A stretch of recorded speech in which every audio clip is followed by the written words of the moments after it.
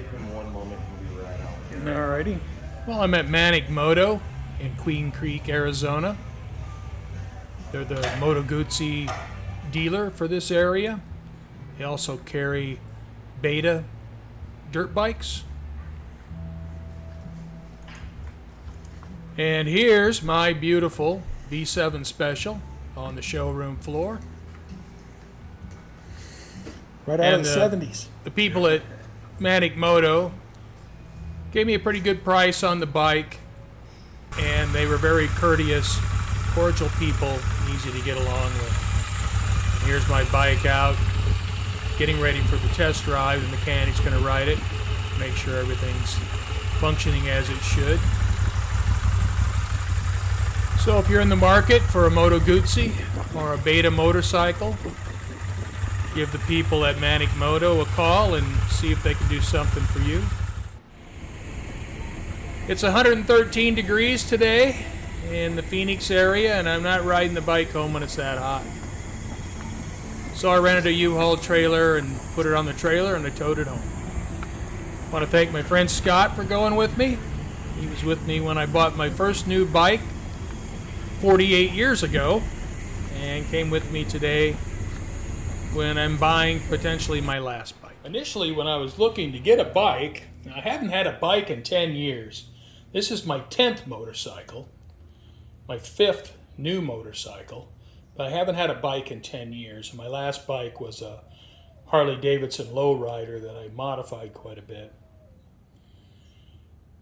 And last year, almost a year from now, I sold my 1971 Pontiac Firebird Formula, which gave me an empty garage bay.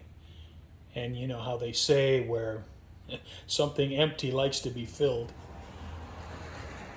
And so I was looking at motorcycles, and when I was a teenager in my early 20s, I had Kawasaki two-stroke triples, and I absolutely love those motorcycles.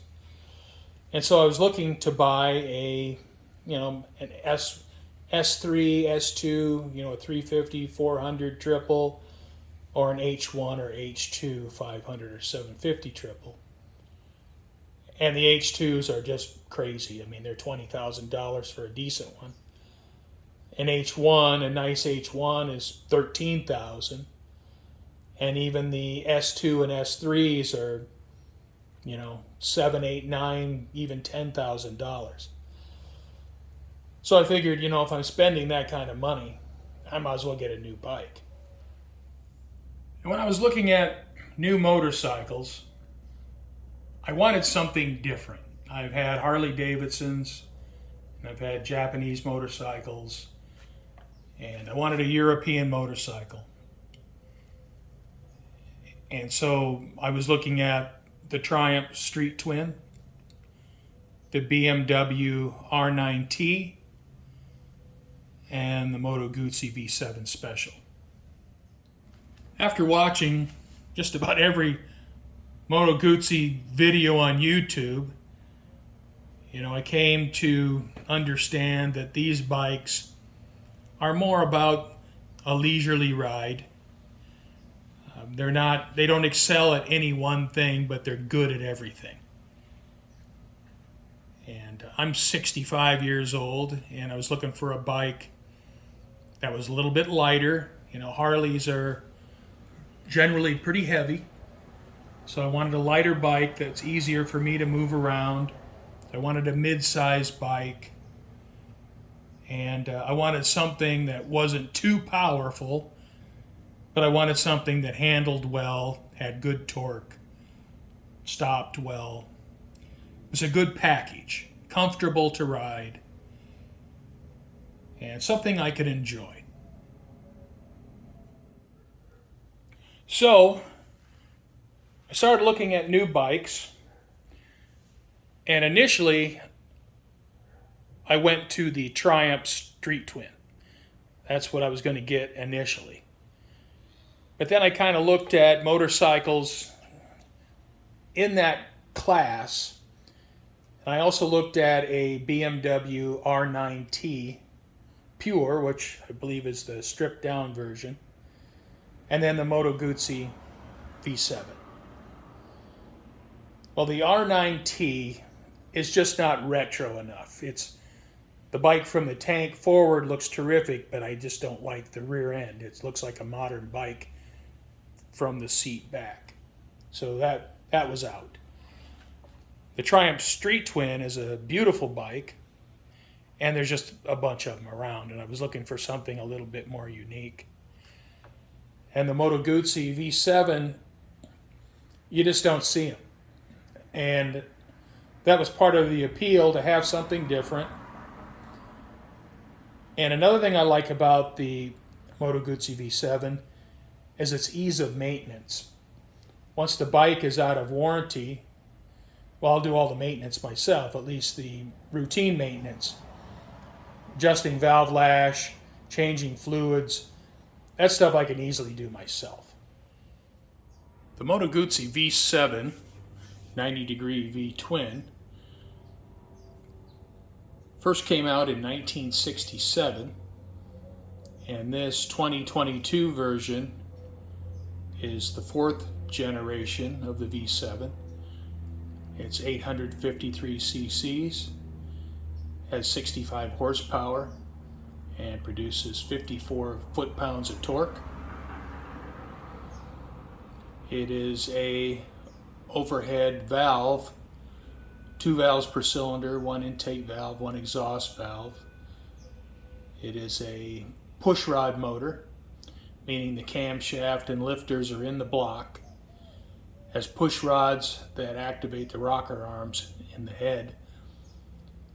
It's similar to a Harley Davidson in that both connecting rods go to a single pin on the crankshaft, and both are push rod motors.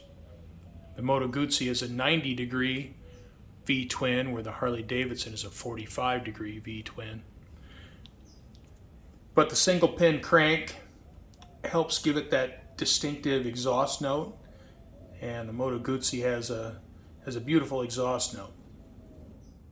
The V7 has a 6-speed transmission, and it's a little bit interesting in that it has a dry clutch, separate gearbox, drive shaft, and with the transverse V engine, it's interesting in how it's very similar to a car. It's like my classic cars, my Pontiac Trans Am and my Olds Rally 350, of course have V8 engines. And the V of the engine is in line with the center line of the car, or the bike in this case. And it's interesting how the output of this V-twin engine outputs to the crankshaft, outputs to a flywheel, which outputs to a dry clutch. The transmission connects to the clutch. The output of the transmission goes to a drive shaft. It's exactly like a car. The 2021 and the 2022 Moto Guzzis are virtually identical. And the V7 Special has this beautiful metallic blue paint, whereas the Stone has a matte finish. The Special has this beautiful gloss blue paint. And when you get it out in the sun, the metal flake in the paint really sparkles, and it looks very nice. Initially, I wasn't big on the brown seat. It's really grown on me. So initially, when I was considering buying one of these, I was going to replace the seat, but I don't think I will now. I think I like the brown seat just fine. When these bikes have aftermarket exhaust on them, they sound absolutely amazing. But I have to say, I really like the looks of the stock exhaust. So I'm probably going to keep the stock exhaust. It's really quiet, and I'd like to have a little more rumble, but I really like the look of it. So I'm probably going to keep the stock exhaust on the bike. I've created a new playlist for the Moto Guzzi V7 Special, and I plan to create some videos when installing the accessories, so I'll put those in there. Maybe a while before I do that. Right now it's been over 110 on pretty much a daily basis, so it's not real pleasant out in the garage. And I probably won't get much riding done until October. But when I get the accessories and I install the accessories, I'll be putting those videos up. So, I hope you come back and check it out. And thanks again for watching.